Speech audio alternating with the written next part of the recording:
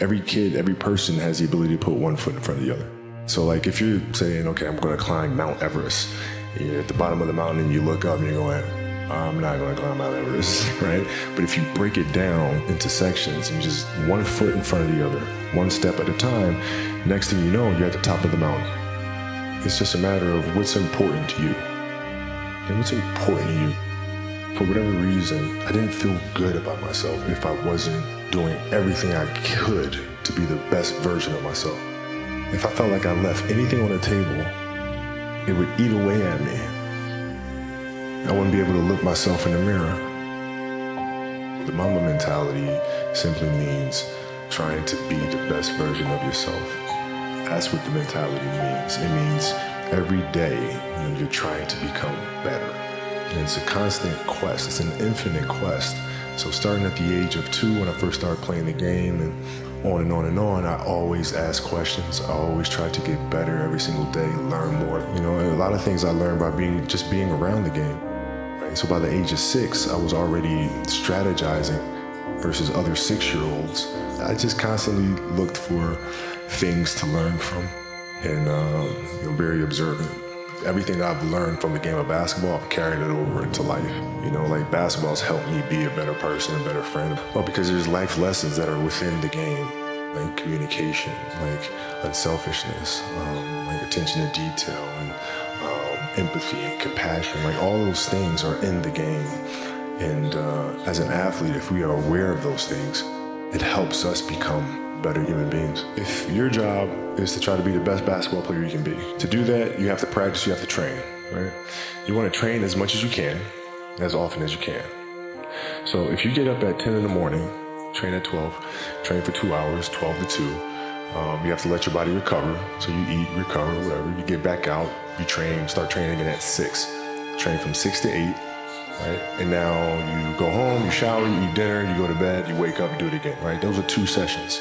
Right now, imagine you wake up at 3, you train at 4. You go 4 to 6, come home, breakfast, relax, blah, blah, blah. Now you're back at it again, 9 to 11, right? You relax, and now all of a sudden you're back at it again, 2 to 4, and now you're back at it again, 7 to 9. Look how much more training I have done by simply starting at 4, right? And so now you do that, and as the years go on, the separation that you have with your competitors and your peers just grows larger and larger and larger and larger and larger. And by year 5 or 6, doesn't matter what kind of work they do in the summer, they're never going to catch up because they're 5 years behind.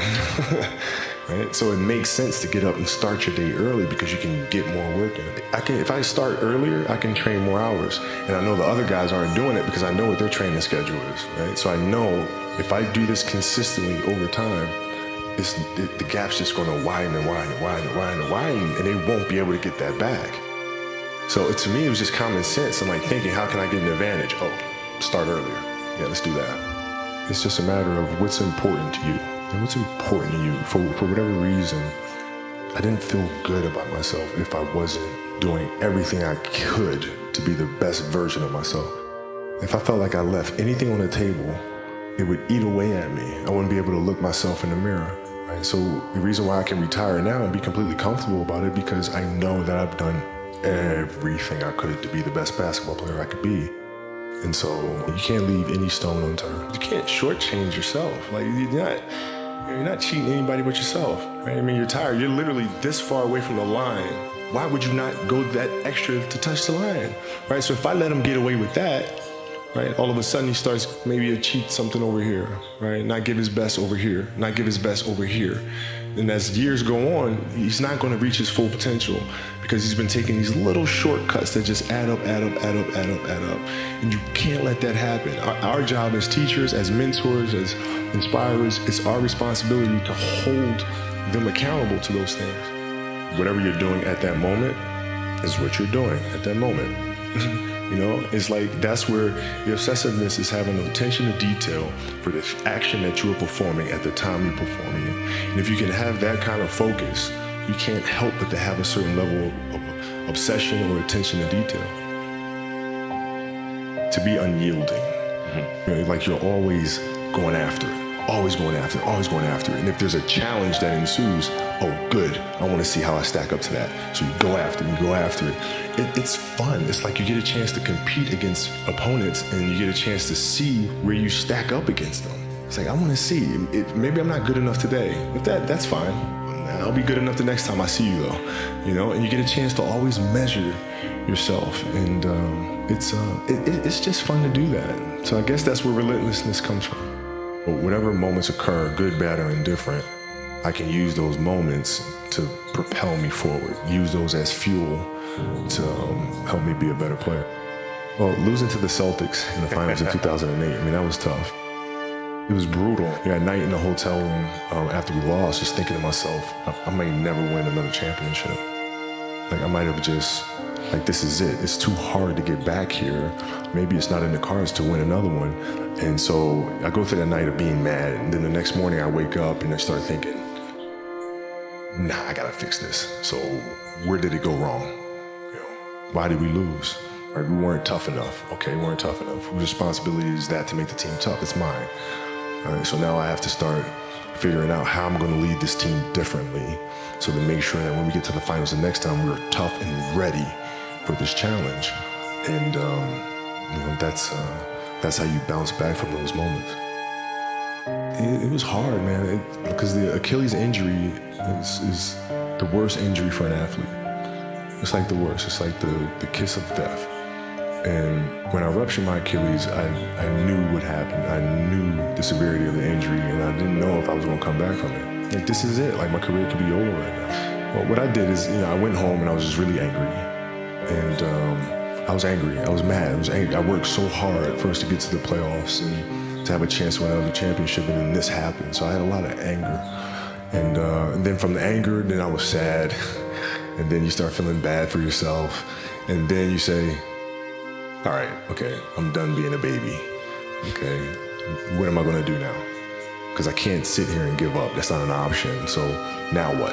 It's a process. You look at process. What am I gonna do? What can I control? Surgery, we'll do the surgery. Come out of the surgery, recover. From there, physical therapy. Okay, physical therapy, piece by piece by piece by piece by piece, start running, back on the court. And so I broke things down into sections and said, okay, I'm gonna focus on resting right now. This is it. I'm gonna focus on moving my toes and then walking. And then, so you look at every challenge at every step, and that's how you're able to be resilient and come back from these things. Every kid, every person has the ability to put one foot in front of the other, right? So if you're saying, okay, I'm gonna climb Mount Everest, you're at the bottom of the mountain and you look up and you're going, I'm not going to climb Mount Everest, right? But if you break it down into sections, you just one foot in front of the other, one step at a time, next thing you know, you're at the top of the mountain.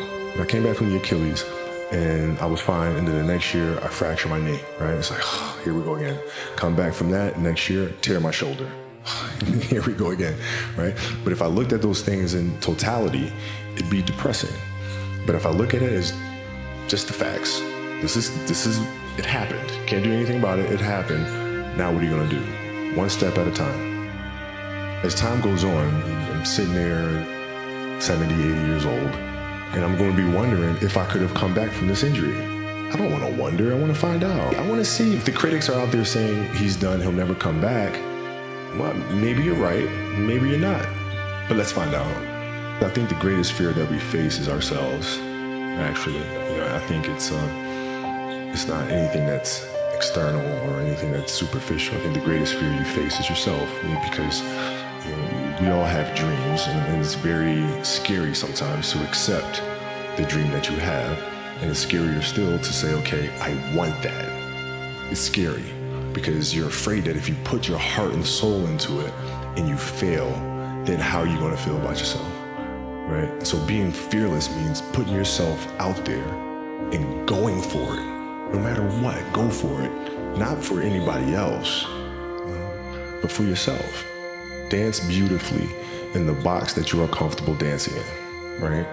So everybody's box is different. My box was to be extremely ambitious within the sport of basketball. Your box is different than mine, right? Every kid here has their own box, but it doesn't mean that your box isn't as beautiful as mine, right? Everybody has their own. It's your job to try to perfect it and make it as beautiful of a canvas as you can make it. And if you have done that, then you have lived a successful life. You have lived with Mamba mentality. Right? So it doesn't mean you have to go out here and do all of these crazy things. I'll have to be like this person or that person. No, what are you